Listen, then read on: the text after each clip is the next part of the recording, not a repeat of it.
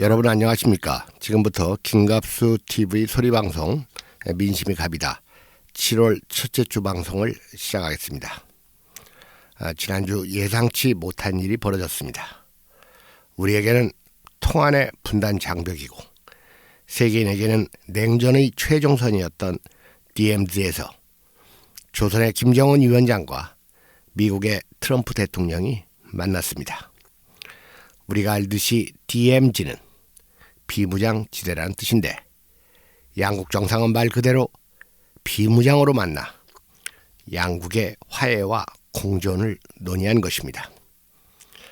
이 7월 첫째 주 그리고 2019년의 절반이 다 지나간 6월 30일에 날아든 이 뜻밖의 낭보에 아직까지도 기쁜 마음을 감추지 못하면서 7월 첫째 주 방송을 시작하고 있습니다. 오늘 방송은 김갑수 혼자서 진행합니다. 지난주에 강명길 선생 방송에서 코를 훌쩍이는 소리가 장시간 계속 나서 수많은 민원이 제기되었는데 그것 때문에 오늘 방송에 안 나온 것이 아니고 우리 강명길 선생님은 학원가에서 아주 빡세게 수업을 하십니다.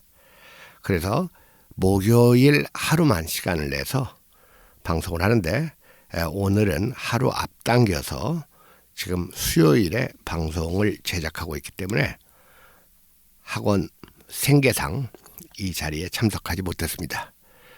이 노동의 양이 많으면 그 가끔 주어지는 그 여가 그것이 무언가를 아주 격렬하게 놀지 않으면 안 되는 이러한 그 중독 현상이 생기는 법입니다.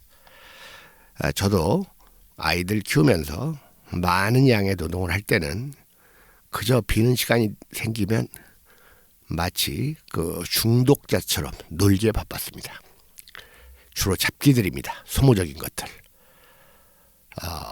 카드도 하고 바둑도 두고 또 젊어서 골프도 많이 쳤습니다. 음주 가무 주색 잡기까지는 제가 여기서 얘기할 게 못 되고 어떻든 그러는 법인데 우리 강명길 선생님은 그 비는 시간을 내서 그래도 뜻깊은 방송에 참여하고 있는 점이 대단히 가상하다고 할 수가 있습니다. 덩달아서 이 김경화 선생님은 또 이 학교에서 하는 공부의 시험 기간은 지났지만 이렇게 또 1대1로 남녀가 방송하기가 좀 쑥스러워서 우리가 병실을 쓰더라도 그 1인실이거나 아니면 다인실을 쓰는 건 좋은데 2인실을 쓰는 건 좀 어색하죠. 그리고 저는 그 내일 휴가를 떠나는데 휴가에 앞서서 그 두 분도 좀 쉬는 시간을 갖게 하려고 오늘 저 혼자 방송하는 겁니다. 제가 미리 휴가를 쓰는 이유는 이 휴가 기간 내에는 주로 많은 사람들이 그 휴가 시간으로 이용하는 7말 8초 이때는 그 방송을 계속 하려고 하는 겁니다. 왜냐하면 휴가에 가서 남는 시간에 이 방송을 듣는 분들이 꽤 있거든요. 그래서 오늘은 그 630 판문점 회동 그리고 7월 10일을 예정으로 하고 있는 이재명 경기지사의 항소심 재판과 관련해서 이 재판의 그 혐의 사실일 수도 있고 기소 사실이 되겠죠. 이 기소 사실에 대한 좀 자세한 논의를 해서 그 2심 재판장이 좀 참고하도록 촉구하는 마당 또한 그 2심을 앞두고 많은 국민들이 이 재판의 그 본질과 실제 그 벌어진 일이 무엇인지를 제대로 알아서 그 1심의 무죄 판결이 얼마나 합리적이고 정당했는가를 좀 더 알려서 2심에서 1심과 같은 판결이 나오기를 바라는 마음으로 1심에 있었던 그 판결문을 좀 분석하는 시간을 갖도록 하겠습니다. 그래서 일부의 주제는 크게 이 두 가지 정도 주제로 진행을 하겠습니다.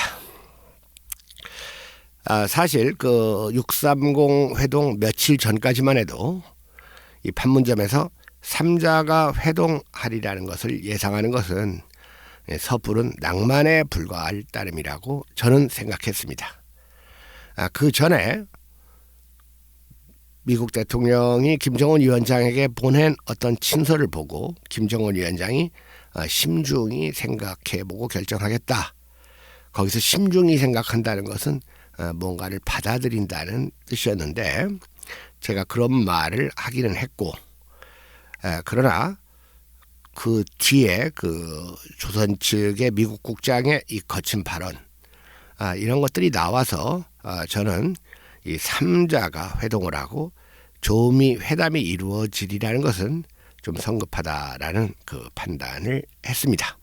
그런데 제가 방송을 하고 난 다음 날에 이 비건 미국 측 특별대표가 이 방한을 해서 북측과 접촉을 했다는 소식이 들리면서 며칠 사이에, 그저 2, 3일 사이에 사태가 급변하는 것을 느꼈습니다. 그러더니 결국은 판문점에서 한조미 3자 회동이 이루어졌고 3자 만남이라고 할 수가 있습니다. 그리고 50여 분이 넘는 트럼프와 김정은 위원장의 양자 회담이 기어이 성사되고 말았습니다. 저는 제 예측이 빗나간 것이 진실로 기쁩니다. 자, 이번 양자 회담은 조미 수교, 즉 조미 관계 정상화의 신호탄이라고 봅니다. 조미 수교는 우리 민족에게는 물론 세계사적으로도 거대한 변화를 초래하게 될 것임이 틀림이 없습니다. 오늘 이 방송은 이 조미 수교가 갖는 세계사적 그리고 동아시아적인 그러한 그 광역의 거시적인 그 관점에서 한번 논의를 이어가도록 하겠습니다. 역사가 증언하고 있듯이 1840년 아편전쟁 이전까지 아시아는 세계의 중심이었습니다. 이후 세계의 세력 판도는 급격히 유럽을 거쳐 미국으로 옮겨갔습니다. 1840년이면 19세기 중반이 다 돼서인데 그때까지 아시아가 세계의 중심이었다. 자, 이런 그 주장이 좀 생소하게 들리시는 분들이 있을 겁니다.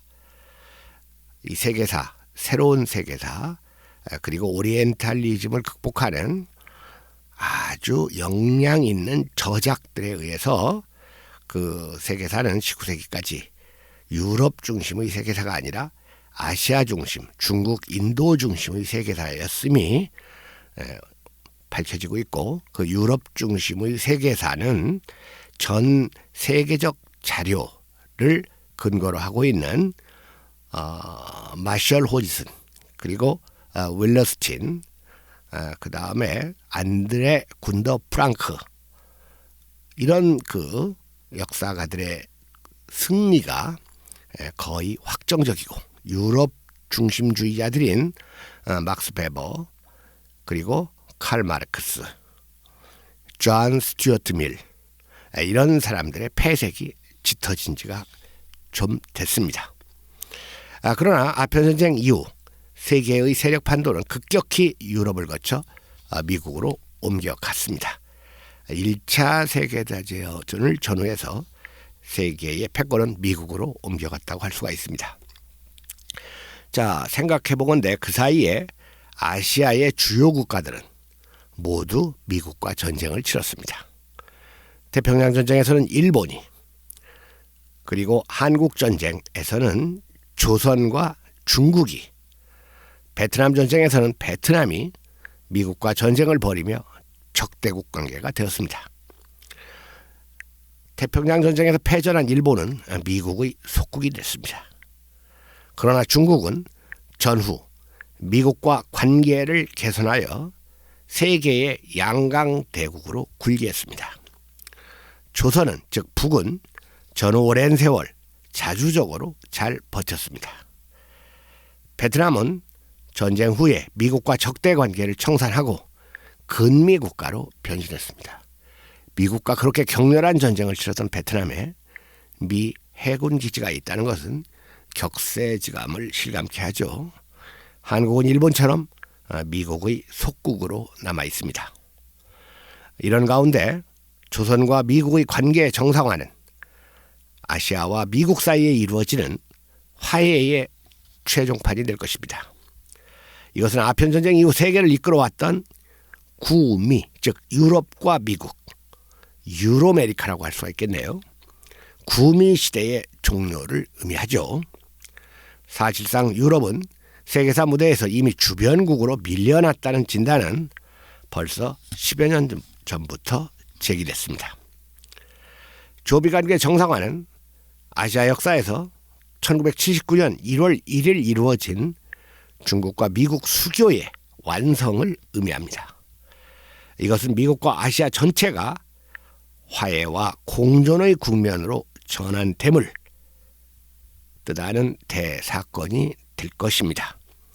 세계 역사는 바야흐로 구미의 시대, 유로메리카의 시대에서 아미의 시대, 아시메리카 시대로 들어가는 출입문을 통과했습니다. 지나친 낙관처럼 들리겠지만 세계의 역사는 지금 도도히 변화하고 있습니다. 그러나 이것이 하루아침에 몇 달 사이에 1, 2년 사이에 변화된다고 생각하는 것은 서급하죠. 1971년 닉슨이 중국을 방문해서 중국 땅에 첫 발을 내디딘 제국주의자다. 미 제국주의자가 여기 왔다. 이런 말을 했습니다. 그게 1971년이에요.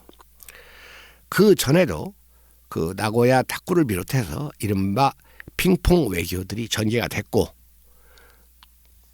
닉슨 대통령의 그 외교안보 보좌관이었던 헨리 키신저의 극비 북경 방문이 있었습니다. 그럼에도 불구하고 중국과 미국이 정식 수교를 하는 데는 이후 8년이 걸립니다. 1979년 1월 1일 정식 수교를 하죠.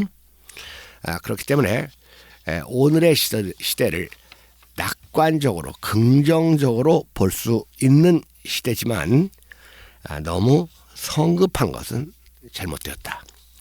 또 성급한 것 못지않게 과거의 그 관행에 집착하는 이러한 태도도 바람직하지 않습니다. 그러니까 대표적인 것이 자유한국당의 나경원 원내대표 같은 사람이에요. 이 사람은 이 판문점 회동에 대해서, 역사적인 이 판문점 회동에 대해서 통미봉남의 개그쇼를 벌였다. 이런 유치하고 천박한 논평을 내놨습니다. 이와 비슷한 논평은 바로 그 바미당의 손학규 대표도 문재인 대통령은 전혀 한 일이 없다. 이런 식의 부정적인 논평을 내놓았고요. 무엇보다도 조선기레기, 조선일보의 김대중 그 주필이죠. 논설 고문인지.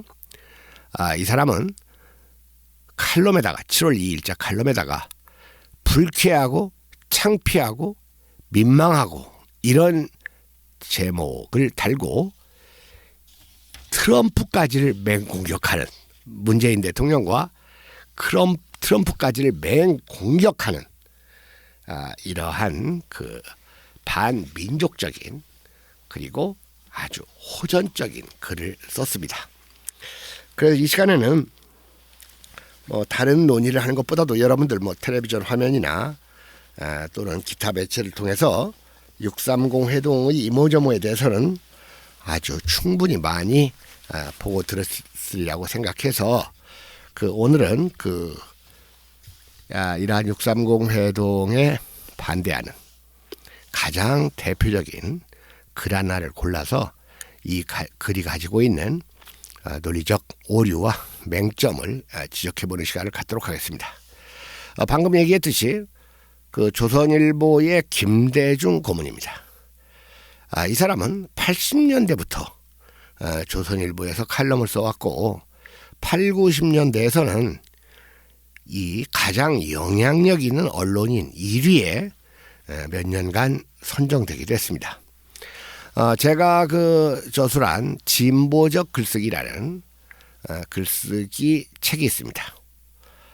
이 책에서 이 가장 나쁜 글 하나를 골라가지고 그 글을 첨삭지도하는 이런 장이 있는데, 여기에 영광스럽게 선정된 글이 바로 조선일보 김대중 고문의 글입니다. 1990년대 초반에 쓴 글인데 구태청산 기대깨절하는 글입니다. 진보적 글쓰기를 보시면 자세히 나와 있는데, 그때는 제가 저작을 통해서 김대중 고문의 글을 비판 공격했고, 오늘은 이 방송으로 이 말로써 김대중 고문의 글을 첨삭 또는 비판하는 시간을 갖게 됐습니다. 자, 먼저 이 김대중 고문의 글이 어떻게 틀렸고 어떻게 나쁜지를 알면 그 반대급부적으로 630 회동의 큰 의미, 긍정적 의의를 알 수가 있을 것 같습니다. 먼저 김대중 고문의 글을 한번 읽겠습니다. 김대중 고문은 그 대한민국의 안위가 걸린 문제인데 임기응변 정치쇼로 다뤄줬다. 남쪽 땅에서 열린 회담에서 미와 북이 북핵을 거래했다. 옆방으로 밀려난 대통령은 중재 외교를 했다고 웃는데 민망하다. 이런 식의 그 글을 내용을 담았어요. 먼저 한번 보겠습니다. 얼마 전까지만 해도 미국과 북한 간의 북핵 협상에는 CVID라는 영문 이니셜이 반드시 등장했다. 자, 이 첫 문장부터 심각한 문제가 있죠. 미국과 북한 간의 북핵 협상이 아닙니다. 북핵 협상은 김대중 고문 같은 사람이나 생각하는 거고, 그리고 북핵이 이 협상을 추동한 것은 틀림없지만 이건 조미 관계 정상화 회담이라고 해야 됩니다. 협상은 양측이 하는 건데 한 측의 시각으로만 이렇게 일방적으로 보아서는 안 되죠. CVID라는 영문 이니셜이 반드시 등장했다. 반드시라는 말이 좀 과장됐습니다. 이 말이 어느 틈엔가 사라졌다. 특히 트럼프에 와서 이 말이 뜸해지더니 근자에는 아예 없어졌다. 이제 북핵과 관련해서 CVID, 완전하고 검증 가능하며 돌이킬 수 없는 핵폐기는 고전이 됐다. 비유법인데 이 고전이라는 것이 얼마나 그 의미가 있고 현재적 가치가 있는지를 생각해 볼 때 이 비유어는 부적절한 어휘 선택의 비유어라고 할 수가 있습니다. 그냥 뭐 사장되었다 뭐 이러면 될 걸 고전이 됐다. 이런 게 그 이른바 공부가 덜 된 저널리스트들의 속된 그 기레기 문체입니다. 그 자리에 핵폐기도 아니고 북한식 비핵화라는 단어가 들어서더니 엊그제 판문점에서 벌어진 트럼프 김정은 리얼리티 쇼에서는 그나마 종적을 감췄다. 뭐 리얼리티 쇼라는 것은 그 실화 중심으로 연출된 TV 쇼인데 이걸 그렇게 비유하는 것은 이 회담을 비하하려는 의도죠. 리얼리티 쇼에서는 그나마 종적을 감췄다. 이제 CVID가 가능하다고 믿는 사람은 없어졌다. 많은 사람들이 믿었던 모양이죠. 그러니까 김대중 고문은 그런 걸 잘 몰라요. 자기가 그렇게 믿었던 모양이에요. 조선 즉 북측의 목적은 관계 정상화에 있어요. 그리고 핵은 수단이에요.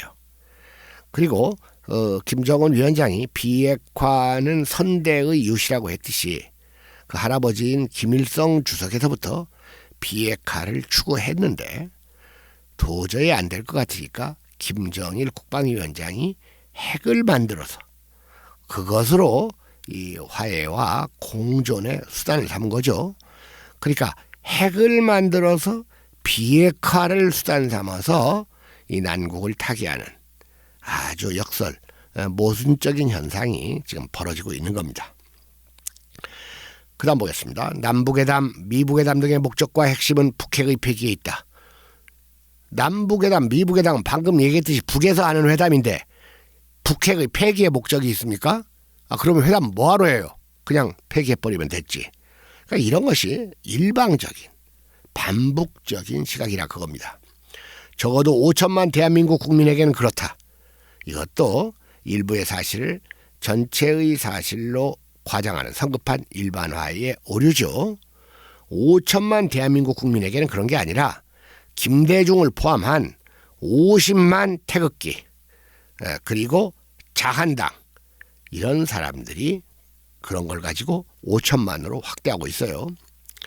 이것보다는 좀 많을지 모르겠어요. 이번에 그 문재인 대통령이 이 3자 판문점 회동이 잘 되었다라고 답변한 사람은 63% 가깝고 좀 잘못되었다. 이건 문재인 대통령의 초점을 맞출 때, 그러니까 이 회담 자체를 찬성하는 비율은 저는 그 80%에 육박하리라고 봅니다. 그런데 이제 문재인 대통령이 잘했다. 63%에 가깝고 그냥 뭐 방관자 또는 조연자밖에는 안 됐다. 이런 식의 소극적 평가를 한 사람이 25% 내외라고 합니다. 자, 그런데 대북외교는 이제 주변 국가 지도자들의 정치 권력의 놀이터로 변질되고 있다. 주변 국가가 여기서 뭐예요?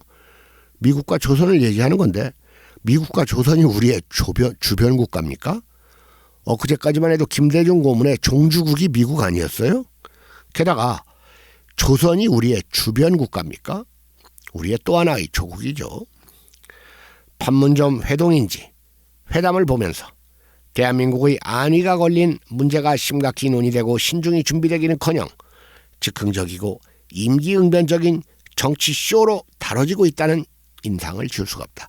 자, 이런 회담이 급히 이루어지면 즉흥적이고 임기응변이라고 비난할 것이고, 사전에 준비를 철저히 하면 아주 용의주도하고 아주 계획적으로 이 북핵을 폐기하고 있다. 이런 식으로 말할 사람 같아 보이죠.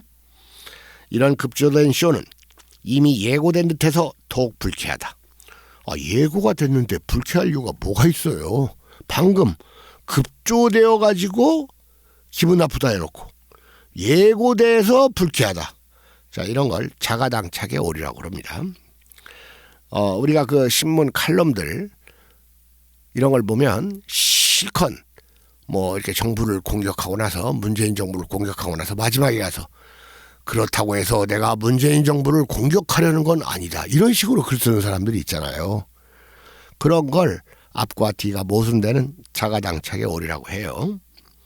며칠 전 북한은 일개 국장급을 내세워서 협상을 해도 조미가 직접 마주 앉아 하게 되는 만큼 남조선 당국을 통하는 일은 절대 없을 것이라며 너희는 빠지라며 남쪽 대통령을 모욕했다.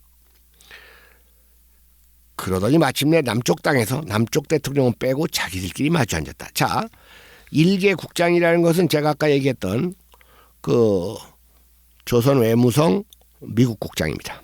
그러면 조선 외무성 미국 국장을 이제 일개 국장급을 내세워서 남조선 당국을 모욕했다. 이렇게 얘기를 하고 있습니다. 제가 지난주 방송에서 얘기했듯이 조선은 이 발언의 내용이 다 단계별로 다르다고 했죠. 그래서 친조선 매체, 조선신보나 또는 우리민족끼리가 다르고, 그 다음에 그 외무성 국장급이 다르고, 그 다음에 고위급이 다르고 정상급이 다르며, 또 매체 중에서는 노동신문의 권위가 크고 이보다 더 권위가 있는 것은 조선중앙통신인데 각자마다 다른 겁니다. 여러분, 우리가 알다시피 사회주의 언론은 이 남측처럼 일종의 그 영리를 추구하는 그 회사 언론은 없습니다. 뉴스 회사가 없어요. 지금 중국이나 조선의 언론은 우리나라 조선시대의 언론과 흡사합니다. 그렇기 때문에 이 언론들이 다양할 수밖에 없어요. 만약 이걸 조선 측 입장에서, 북측 입장에서 보면 조선일보도 남측 정부의 일부처럼 보일 수가 있어요. 그러면 그쪽 사람들이 일개 신문사 고문이 우리를 모독했다, 이렇게 말을 하면 그게 말이 되겠습니까? 이렇게 역지사지가 안 되는 사람들이 한때는 우리나라 영향력 1위, 지금도 발행 부수가 가장 많은 신문에서 큰 소리를 치고 있는 세상입니다. 그러면서 남쪽 땅에서 남쪽 대통령은 빼고 자기들끼리 마주 앉았다? 아니, 남쪽 땅에서 이 회담이 열리면 꼭 남쪽 대통령이 참석해야 됩니까? 그리고 양자회담이 열리기 전에 문재인 대통령이 서로 안내를 하고 주선을 했잖아요. 그러면 일본에서 열리는 회담에는 꼭 아베가 들어가야 됩니까? 그러면 문재인 대통령하고 푸시하고 푸시인가? 푸틴이죠. 푸틴. 예. 러시아 푸틴. 푸시는 푸틴과 푸시의 합성어입니다. 문재인 대통령하고 푸틴하고 일본 G20 정상회의에서 따로 만나가지고 정상회담 했는데 그걸 가지고도 일본 땅에서 열린 회담에 일본 수상 아베는 제외됐다. 이런 식의 논평을 할 수가 있는 거예요? 그 다음 보겠습니다. 트럼프는 판문점 면담에 깜짝 트윗쇼를 벌이면서 잠깐 만나 say hello 하는 것이라고 했다. 한 15분쯤 걸릴 것이라고 했다. 그런데 실제는 50분이 넘었다. 트럼프는 회담에서 2, 3주 내에 실무 작업을 하기로 했다고 했다. 실무 절차를 정하는데 무슨 50분씩이나 걸리나. say hello는 위장이었나? 자유의 집 다른 방에서 대기하고 있었을 문 대통령은 이것을 미리 알고 있었나? 몰랐나? 알았다면 그 역시 동조자고, 몰랐다면 순진의 죄를 면치 못할 것이다. 자, 마지막 문장. 알았다면 그 역시 동조자고, 몰랐다면 순진의 죄를 면치 못할 것이다. 그러니까 몰랐어도 문재인은 나쁜 사람이고 알았어도 못난 사람이고, 자, 이런 식의 논리적 오류를 우리가 거짓 딜레마의 오류라고 합니다. 알 수도 있고 모를 수도 있고 반절 정도 알 수도 있는 거예요. 이런 걸 알았다와 몰랐다, 이렇게 흑백 논리로 나눠놓고 양쪽에 어떻게 되든 간에 그건 이 긍정적이지 못하다, 부정적이다 라고 논증하는 거, 이런 걸 거짓 딜레마의 오류라고 합니다. 트럼프와 김정은이 만난 우리 쪽 자유의집 회의장에는 성조기와 인공기가 장식돼 있었다. 이런 것은 준비가 필요하며 급주될 수 있는 성질의 것이 아니다. 성조기와 인공기가 장식돼 있었어요. 근데 이런 건 준비가 필요하며 급조될 수 있는 성질의 것이 아니다. 이런 말을 왜 하는 거예요? 성조기와 인공기가 누가 급조될 수 있는 성질의 것이라고 주장을 해요? 누가 급조됐다고 했어요? 여러분들, 글을 아주 잘 못 쓰는 사람들 중에 대표적인 화법이 너무도 당연한 거, 남들도 다 아는 것을 자기만 아는 듯이 말하는 화법입니다. 이런 게 이른바 바보들의 말하기예요. 그러니까 심하게 얘기하면 굶으면 배가 고프다, 술 마시면 취한다, 이런 건 거의 코믹한 발언입니다. 성조기와 인공기는 준비가 필요하며 급조될 수 있는 성질의 것이 아니라, 이게 그 말이죠. 그러니까 이럴 때는 곧장 성조기와 인공기를 일정한 시간 전부터 준비했던 모양이다, 이렇게 얘기를 해야 될 것을 괜히 멋부리는 식으로 이렇게 얘기한다, 그겁니다.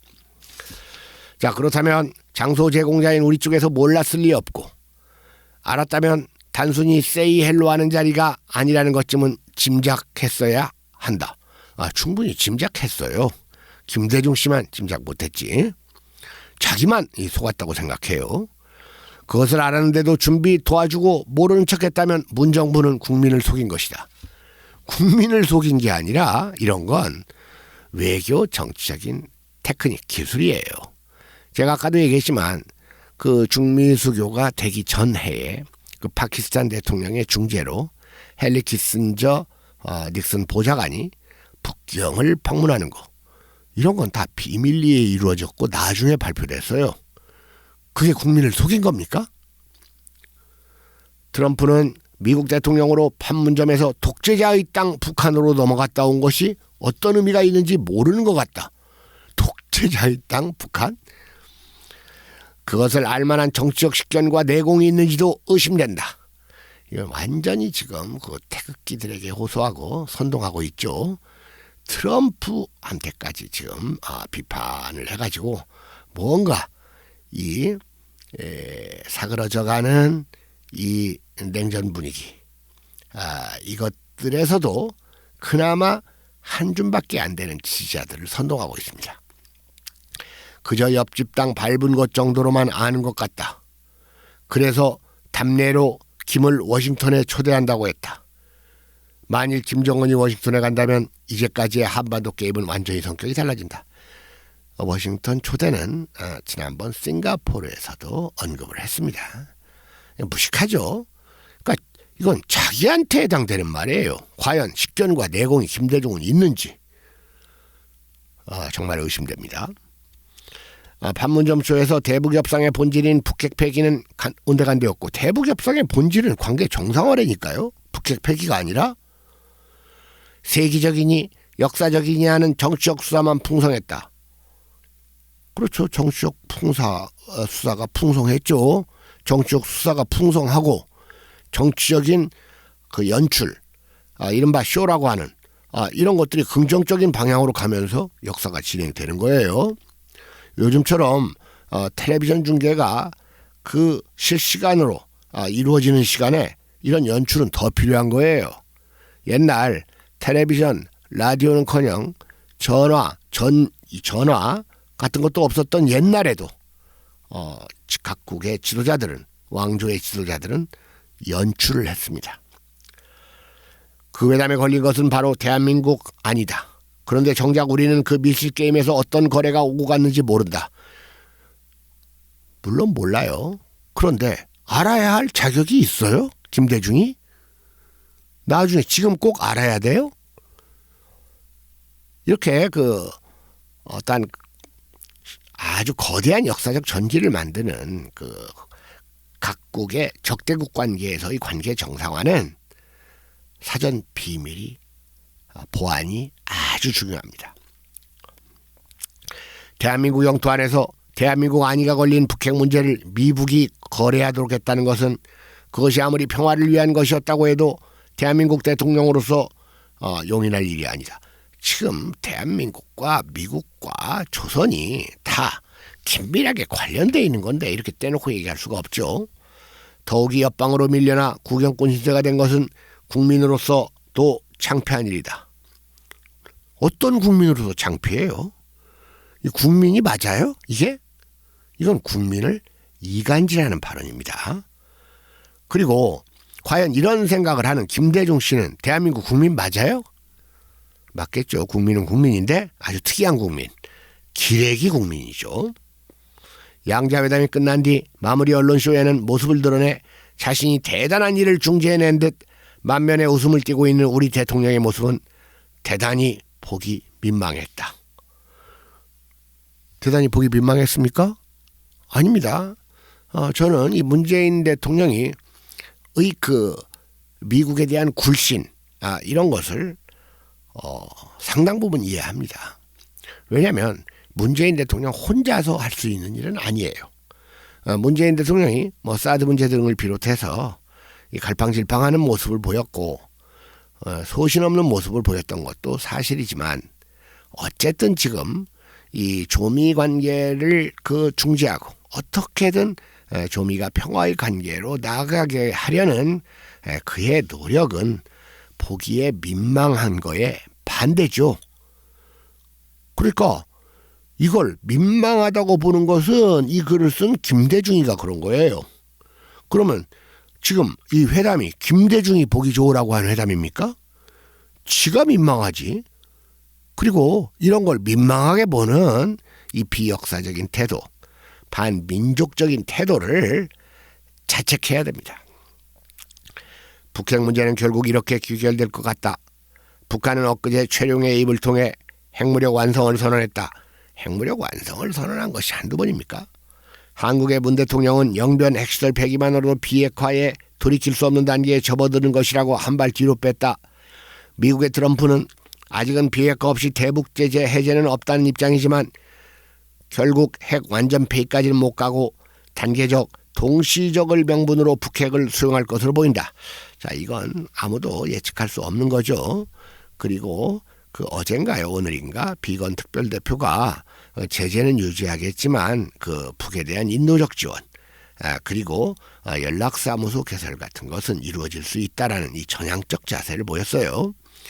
결국 핵게임에서는 김정은이 이기는 쪽으로 갈 것이다. 그것이 한국의 불행이다. 다만 내년 선거에서 한국에서 집권당이 패배하고 미국의 새 대통령이 들어선다면 상황은 달라질 것이다.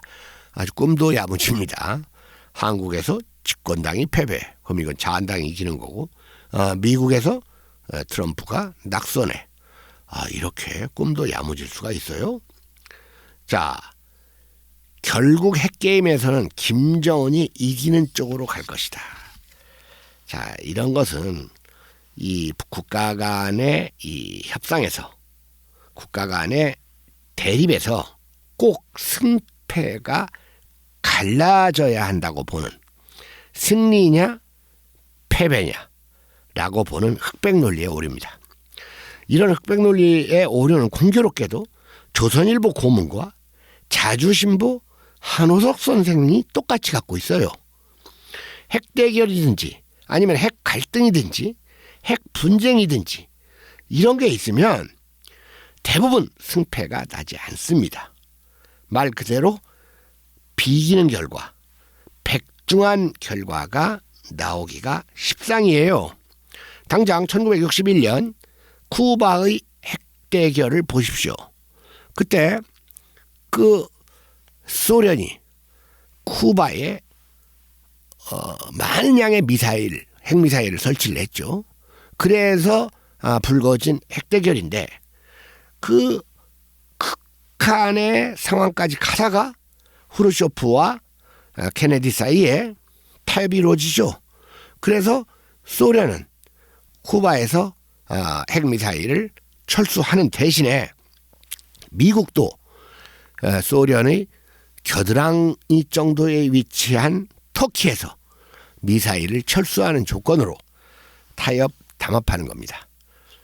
이렇게 타협 담합하는 국가 간 대결을 승리 아니면 패배, 이렇게 보는 게 바로 흑백 논리의 오류입니다. 자, 이 김대중 고문은 자기 욕망을 객관적이어야 할 정세 논설에 투영합니다. 속이 뻔히 들여다보이는 졸렬한 진술로 일관된 조선일보의 이 칼럼 하나를 비판함으로써 이 630 회동이 갖는 의미를 한번 생각해보는 시간을 가졌습니다. 김갑수 TV 시청자 여러분, 여러분도 알다시피 우리 방송은 작년 10월 방송 무대를 팟캐스트 팟빵에서 유튜브로 옮기고 영상 방송을 추가했습니다. 그래서 소리 방송에서는 주로 정치 시사, 그리고 역사 교양, 그리고 영상 방송에서는 교양물과 백권대학 강의를 따로 내보내고 있습니다. 우리 방송은 그다지 인기가 있지도 않고 또 인기를 추구하지도 않습니다. 유튜브를 시작한 지 7개월이 넘었는데도 구독자가 1만 1천 명밖에 되지 않는데 이건 우리가 예상했던 것보다 조금 많은 수치입니다. 일부 댓글들을 보면 우리가 무슨 유튜브를 가지고 유명한 사람이 되려고 한다는지 또는 이걸로 무슨 사회적 명성을 쌓으려고 한다는지 등의 아주 극심한 오해를 하고 있는 분들이 있는데 바로 그런 걸 가리켜서 다 자기 생각대로 남을 보는 관점이라고 할 수가 있습니다.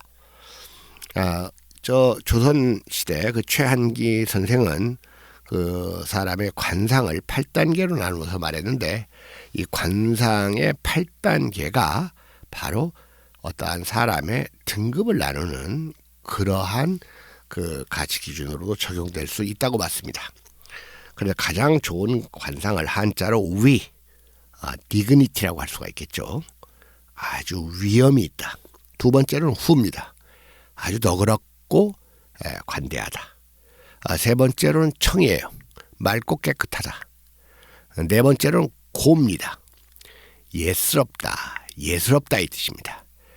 요즘 가치들이 잘못되어서 예스러우면 그게 무슨 나쁜 건 줄 알고 있는 거, 이런 것들이 천박한 사고방식이죠. 그 다음 다섯 번째로는 이것도 같은 고자인데 외로울 고자입니다. 약간 외로워 보이는 거, 고독해 보이는 거. 그 다음으로는 박입니다. 경박하고 각박하고 야박한 관상. 그 다음에는 악이에요. 악. 아주 모질고 불량하다 이 뜻입니다. 그러면 악까지 나왔으면 뭐 나올 거 다 나온 것 같죠. 그러나 여러분들, 악보다도 더 나쁜 관상, 인상이 있다면 그게 바로 속입니다. 속된 거, 세속적인 거. 뭐 세속이라는 말도 속물, 이런 말 들어보셨죠? 그래서 지난 시간도 말씀드렸듯이 우리 유튜브 댓글에다가 이 속물적인 가치관을, 그게 속된지도 모르고 보이는 이런 댓글들은 그거에 부합하는 그 응징 절차를 밟으려고 합니다. 그러니까 예컨대 김갑수가 무슨 김어준이나 김용민이나 이런 사람들에 대해서 시기 질투를 한다, 그 바보 같은 말들 자꾸 댓글로 써내지 말고 그냥 다른 방송 들으시기 바랍니다. 우리들이 이 소리 방송을 시작한 지가 이제 8년 차인데요. 처음에 한 1, 2년 정도는 뭐 방송국에 전속돼서 했죠. 그러다가 이제 우리가 독립을 해가지고 여러분들이 보내주시는 자율정치료와 김갑수 책 판매 대금으로 거의 5대5 수준입니다. 운영을 해왔고, 우리는 제대로 출연료를 못 챙겼지만 외부 출연자들에게는 예외 없이 출연료를 지급해 왔습니다. 그리고 내부 출연자들, 그러니까 지금으로 치면 강명길 선생이나 김경화 선생 같은 분들, 미안합니다. 이런 분들과는 푼돈이나마 거마비로 나눠 쓰면서 나름 흔들림 없이 지탱해 오고 있습니다. 미안합니다. 물 한 잔 마시겠습니다. 이 스튜디오가 아주 좁고 밀폐되어 있는데 아까 여기 직원이 온도를 21도로 해놓고 가서 갑자기 이렇게 목이 좀 잠기고 그러네요. 물 한 잔 먹고 하겠습니다. 그래도 우리는 경제적인 자주를 이루고 있는 편에 속하는 방송이라고 할 수가 있습니다. 여러분들이 우리 방송을 들으시고 자율정치료를 투척하다 할 만 하시면 아무 때나 투척해 주시기 바랍니다. 김갑수 TV의 자율정치료 투척 계좌는 한국시티은행 541-12023-268-01 김갑수 민갑입니다. 이 밖에도 그 운영비의 한 50%를 김갑수가 쓴 책 판매 대금으로 충당하고 있는데요. 먼저 백권대학이라는 책이 있습니다. 자주적 관점에서 선별된 2000년대 이후 발간된 동서양의 역저 100종 160권의 핵심 내용을 소개하고 비평한 본격 독서 학습서입니다. 의외로 찾는 분들이 많아서 최근에 2쇄를 새로 찍었습니다. 1004페이지짜리인데 책 가격이 고가 10만 원입니다. 그 다음으로는 김갑수의 근현대 역사소설 압록강을 넘어서, 그리고 한국전쟁 역사소설 전쟁과 사랑, 그리고 현대 역사평론서 미래를 위한 과거 3권을 한꺼번에 6만 원에 판매합니다. 판매 방식은요, 백권대학 구입 10만 원, 역사서 3권 구입 6만 원 각각 별도 주문이 가능하고요. 백권대학과 역사서 3권을 합해서 4권을 함께 주문할 경우에는 15만 원이 되겠습니다. 책을 주문하는 방법은 한국시티은행 541-12023-268-01 김갑수 민갑에 해당 대금을 투척하시고 전화 문자 010-5264-2300에 수신인 이름, 주소, 우편번호, 전화번호를 입력하시면 곧바로 우송해 드립니다. 일단 본인이 읽으면 가장 좋고 주변 지인들에게 선물용으로 활용하셔도 좋을 것 같습니다. 외국에서 책 주문이 간혹 있는데요. 미국, 일본, 그다음에 독일, 베트남, 호주, 뉴질랜드 등인데 최근에 어떤 분이 그 뉴질랜드에서 책을 주문하셨는데 일반 이 매체로는 잘 소통이 안 되더군요. 문자도 안 되고. 그래서 그리고 또 어떻게 해야지 그 외국에서 책을 받을 수 있는지를 설명하는 데는 좀 자세한 설명이 필요하죠. 그래서 제 이메일 주소를 알려드리겠습니다. 외국에서 책을 구입하시려고 하는 분 중에서 그 방법을 알고 싶으신 분은 KIMCAPSU 김캡수입니다. KIMCAPSU 골뱅이 네이버.com입니다. 그 메일을 통해서 상담해 주시면 되겠습니다. 자, 다음에는 그 아까 예고했던 대로 이 이재명 지사의 그 2심 재판을 며칠 앞두고 1심 판결문의 핵심 사항을 좀 점검해보는 시간을 갖도록 하겠습니다. 그 1심 판결문을 제가 구해서 다 읽어봤는데 이 작은 활자 A4로 77페이지 분량입니다. 이 중에서 좀 핵심적인 것만 따서 여러분들에게 그 알아듣기 편하게 좀 설명을 할까 그럽니다. 우리가 누누이 지적을 했듯이 이 이재명 지사의 재판은 그 4건의 공소 사실에 대한 재판입니다. 첫째로는 직권남용 권리행사 방해의 공소 사실에 대한 판단. 둘째로 사건은 똑같아요. 직권남용 권리행사 방해 관련 공직선거법 위반. 세 번째로 검사 사칭 전과 관련 허위사실 공표에 의한 공직선거법 위반. 넷째로 대장동 도시개발사업 업적 관련 허위사실 공표에 의한 공직선거법 위반입니다. 그 전에 이재명 지사 변호인 측에서는 공소장 일본주의라는 말을 하면서 이재명 지사를 기소한, 즉 공소한 검찰이 그 공소장 일본주의를 위배했다. 이런 그 주장을 폈죠. 그러니까 공소사실에는 공소사실의 특정이나 구성 요건적 사실과 관련성이 없는 피고인의 개인 가족사, 피고인의 심리상태, 법령에 관한 법률적 견해 등 법관에게 부당한 예단을 줄 수 있는 내용이 기재되어 있으므로 이 부분 공소 제기는 공소장 일본주의에 위배되어 부요다라고 그랬는데 이거에 대해서는 그 법원 측에서 받아들이지 않았습니다.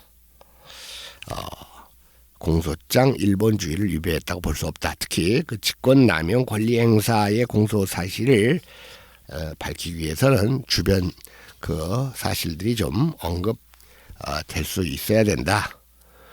그래서 공소 사실에 다소 불필요하거나 장황한 기재가 들어있다고 하더라도 그것이 법관에게 예단을 생기게 하여 법관이 범죄 사실의 실체를 파악하는 데 장애가 될 수 있는 정도에 이르렀다고 보이지는 않는다. 피고인과 변호인의 이 부분 주장은 받아들이지 아니한다. 이렇게 판시를 했습니다. 자, 그럼 본격적으로 이 직권남용죄. 이 직권남용죄라는 것은 형법에 규정은 돼 있어요. 그런데 읽어보면 아주 좀 이렇게 해석될 수도 있고 저렇게 해석될 수도 있고 우리나라 법조문들이 대부분 그렇습니다. 그런데 이제 이 부분에 대해서는 이 피고인의 직권행사는 종래의 자문 의견 내용에 병의 심각성 및 입원의 필요성에 대한 기재가 없어 그 부분에 대한 보완을 구하면서 의견을 제시한 것으로서 그것이 피고인의 위법 부당한 직권의 행사에 해당된다고 보기 어렵고 앞서 그 본 센터 정신건강센터 논의됐죠. 의 업무 범위 등을 고려하면 피고인이 해당 문건에 직인 등을 요청한 것 자체가 위법하거나 부당한 직권의 행사에 해당한다고 보기 어렵다. 이 부분 공소사실은 범죄의 증명이 없는 경우에 해당하므로 형사소송법 제325조에 의하여 무죄를 선고하고 형법 제58조 2항 본문에 따라 이 부분 판결의 요지를 공시한다. 그 다음 이제 이 부분에 대한 그 허위사실 공표에 의한 그 판결문. 자, 이때 여러분들도 기억하고 있듯이 2018년 5월 29일 KBS 경기도지사 후보자 토론회에서 이 토론회에 참석했는데 그 다른 후보자였던 김영환이 형님을 정신병원에 입원시키려고 하셨죠? 보건소장 통해서 입원시키려고 하셨죠? 라고 질문을 했죠. 그거에 대해서 이 지사가 그런 일 없습니다. 그거는 어머님을 때리고 어머니한테 차마 표현할 수 없는 폭언도 하고 이상한 행동도 많이 했고 실제로 정신치료를 받은 적도 있는데 계속 심하게 하기 때문에 어머니, 저희 큰형님, 저희 누님, 저희 형님, 제 여동생, 제 남동생 여기에서 진단을 의뢰했던 겁니다. 그런데 저는 그걸 직접 요청할 수 없는 입장이고 제 관할 하에 있기 때문에 제가 최종적으로 못하겠습니다 라고 발언을 했어요. 그 다음으로 2018년 6월 5일 MBC 경기도지사 후보자 토론회에 참석해서 우리 김영환 후보께서는 저보고 정신병원에 형님을 입원시키려고 했다 이런 주장을 하고 싶으신 것 같은데 사실이 아닙니다. 정신병원에 입원시킨 것은 형님의 부인, 그러니까 제 형수와 조카들이었고 어머니가 보건소에다가 정신질환이 있는 것 같으니 확인을 해보자라고 해서 진단을 요청한 일이 있습니다. 그 권한은 제가 가지고 있었기 때문에 제가 어머니한테 설득을 해서 이거 정치적으로 너무 시끄러우니 하지 말자 못하게 막아서 결국은 안 됐다는 말씀을 또 드립니다 라고 이제 발언을 했어요. 자, 그래가지고 마치 자기의 당선을 위해서 그리고 사실대로 말하면 선거에서 낙선할 것을 우려해서 허위사실을 공표했다는 식으로 공소했는데요. 자, 이거에 대해서는 뭐 여러분들 다 알지만 이제 무죄를 선고했어요. 무죄를 선고하면서 공직선거 후보자 합동토론회에 임하는 후보자는 자신에 관한 것이거나 다른 후보자에 관한 것이거나를 막론하고 모두 진실에 부합하는 주장만을 제시하고 자신의 의견을 밝히고 다른 후보자에게 질의하거나 다른 후보자의 질의에 답변함에 있어 분명하고도 정확한 표현을 사용함으로써 선거인이 각 후보자의 자질, 식견 및 견해를 명확하게 파악할 수 있도록 해야 하는 것이 원칙이다. 이건 뭐 당연한 얘기고요. 그러나 그 합동토론회의 특성으로 표현의 명확성에는 한계가 있다.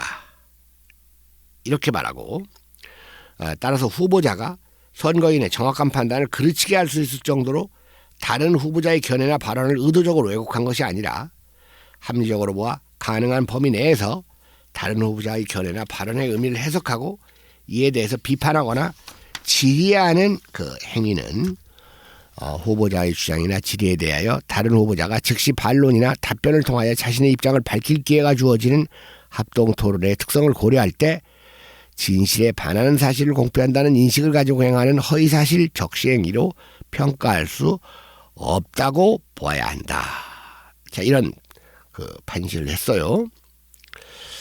의혹 제기에 대한 답변이나 반박이 일부 부정확 또는 다소 과장되었거나 다의적으로 해석될 여지가 있는 경우에도 합동토론회의 특성이 달라진다고 보기 어렵고 상대방은 답변에 기초하여 구체적인 사실관계를 확인하는 질문을 통하여 다의성을 구체화하거나 부정확성을 해소하는 것이 가능하므로 마찬가지로 그 표현이 선거인의 정확한 판단을 그르칠 정도로 의도적으로 사실을 왜곡한 것이라고 평가할 정도에 이르러야 하는데 그렇지 않아서 무죄를 판시했죠.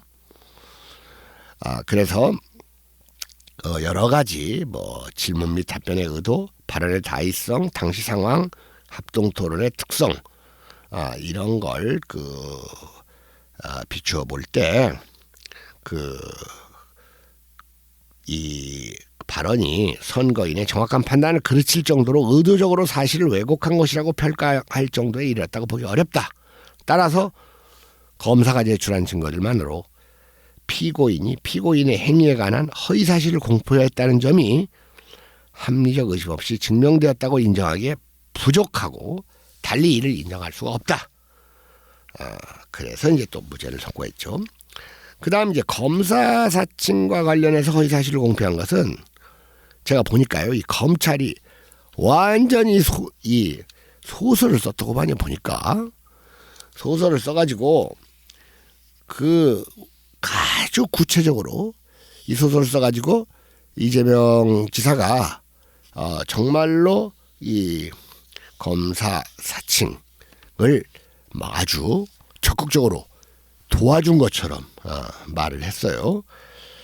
그 당시에 이제 그 검사 사칭을 직접 했던 사람은 그 방송국 PD 최철호죠. 그러나 막 최철호에 대한 얘기를 아주 막 장황하게 썼는데, 자, 이 검사 사칭권에 대해서 아주 단호하게 일축을 해버렸어요. 뭐냐면 검사 그 공소장의 기록에 의해 인정되는 그 다음과 같은 사정들에 비춰보면 검사가 제출한 증거들만으로는 피고인의 경력 행위에 관하여 허위 사실을 공표하였다고 인정하기에 부족하고 달리 이를 증거가 없다. 해서 증거가 없다. 이것은 정말 그 혐의가 없다는 뜻이죠. 그랬고요. 그다음 마지막으로 대장동 도시개발사업적 관련 그 허위 공표에 대한 공직선거법 위반의 점, 이거에 대해서도 뭐 여러분들이 대충 이 사건의 성격을 알고 있죠.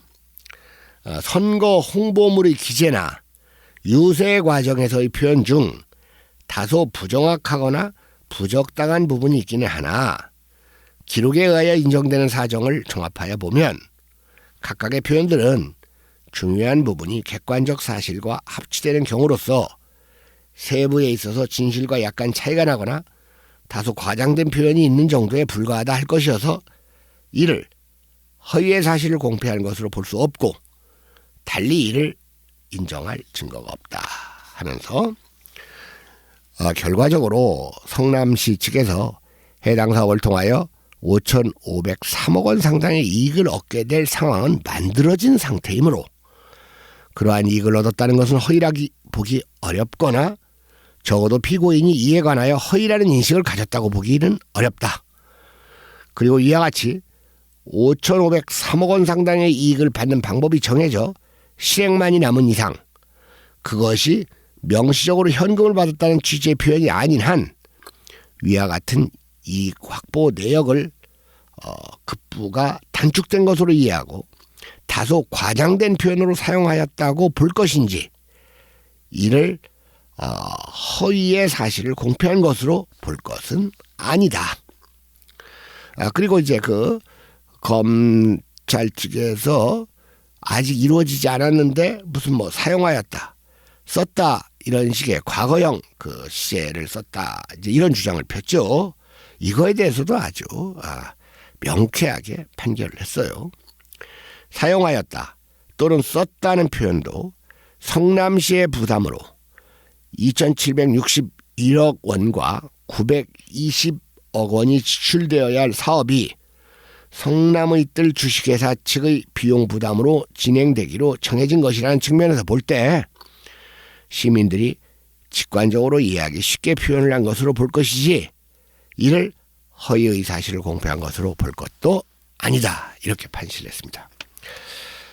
그래서 뭐 많은 그 방송과 유튜브들과 우리 방송에서도 이재명 지사의 공소사실 4건이 거의 완전에 가까운 무죄임이 입증이 되었는데도 2심 판결은 1심 판결에 구애되지 않습니다. 정치적인 재판의 경우에는 더욱 그래요. 우리는 그 안희정 충남지사의 재판이 1심과 2심이 극도로 이 상반되는 판결이었음을 좀 상기할 필요가 있습니다. 그래서 너무 이 주장만 크게 하지 말고 이재명 지사가 왜 무죄인가를 1심 때처럼 이렇게 낱낱이 구체적으로 잘 설명할 수 있는 능력을 키워서 주변에 널리 알림으로써 이 무리한 그리고 죄도 없는 사람이 그리고 장래가 유망한 한 정치인이 부당하게 희생되는 일이 없도록 하는데 우리 함께 좀 노력해 볼 것을 제안합니다. 여전히 그 이재명 지사 지지자들 사이에 아직도 그 노선을 놓고 그 이견과 다툼이 있는 것으로 알고 있습니다. 이견과 다툼과 갈등은 인간 사회에 피할 수 없는 속성이긴 합니다. 제가 지난 시간에 장자 이야기를 얼핏 했죠. 그러나 이제 장자 선생이 주장한 것 중에 장자는 아주 속된 인간들의 꼴을 못 봐가지고 자기 친구 조상을 아주 심하게 비판하는 이런 발언을 했죠. 유세에 갔다가 수레를 많이 얻어온 자기 친구가 자랑을 하니까 치질을 앓고 종기를 빠는데 부위가 내려갈수록 많은 돈을 받는 법이다 해가지고 쏙 내 앞에서 꺼져라. 자, 이런 식의 아주 비타협적인 모습을 보였지만 장자야말로 연대와 화합이 무엇인가를 아주 설득력 있게 얘기한 또 철학자입니다. 이 장자는 망과 화도라는 말을 씁니다. 이 망이라는 건 잊을 망자예요. 잊을 잊으라는 겁니다. 관계를 잊어라. 인연을 잊으라는 거예요. 어제 한 사람을 만나고 오늘 또 만나면 어제의 인연으로 묶으려고 하지 말라 그겁니다. 근데 특히 이 한국인들 이게 일제 때 그 식민사관에 생긴 건데 그저 그냥 한두 번만 만나면 또는 술 한 잔만 마시면 즉각 형님 동생이 돼요. 언니 동생도 마찬가지예요. 근데 이렇게 잘 몰랐던 사람이 만나가지고 갑자기 생긴 인연으로 묶다 보면 여기에는 더 큰 갈등의 씨앗이 잉태될 수가 있습니다. 그래서 장자는 인연을 잊고 언제나 손님을 대하듯이 사람을 대하라. 손님에게는 무엇을 요구하지 않는 법이다. 그리고 예를 갖추어야 돼. 손님에게는 예를 갖추죠. 여러분, 예라고 하면 낡은 개념인 것처럼 생각하는 거, 이런 게 이제 모양주의예요. 공자가 30의 이립, 30에 스스로 섰다, 이립이란 말을 하는데 거기서 이립이라는 것은 예를 안다는 뜻으로 요즘 해석되고 있습니다. 예를 알고 실천해야지 타인과의 관계에서 자기 자주성과 주체성을 갖게 되는 거예요.